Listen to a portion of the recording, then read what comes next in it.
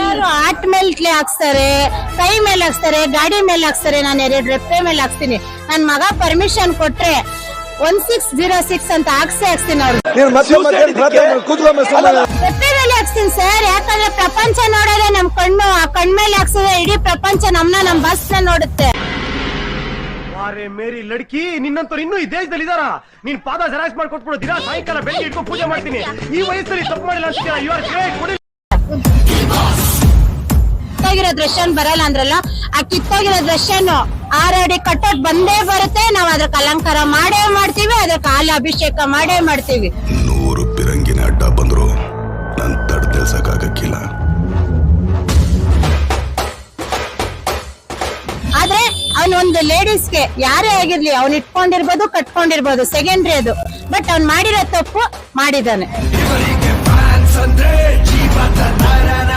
ದಿನ ಸ್ನಾನ ಮಾಡಿ ಪ್ರತಿ ಒಂದ್ ದೇವರಲ್ಲೂ ನಮ್ ಡಿ ಬಾಸ್ ಬರ್ಲಿ ಅಂತ 101 ತೆಂಗಿನಕಾಯಿ ಹೊಡಿತೀವಿ ಅಂತ ಅರ್ಕೆ ಮಾಡ್ತಾ ಇದೀವಿ ಹೊರತು ಅವ್ರು ಬರೋದ್ ಬೇಡ ಅಂತ ಯಾವ್ದೇ ಒಂದ್ ಮನುಷ್ಯ ಹೇಳ್ತಾ ಇಲ್ಲ. ಸ್ವಲ್ಪ ಈ ಕಡೆ ನೋಡು ಕಂದ.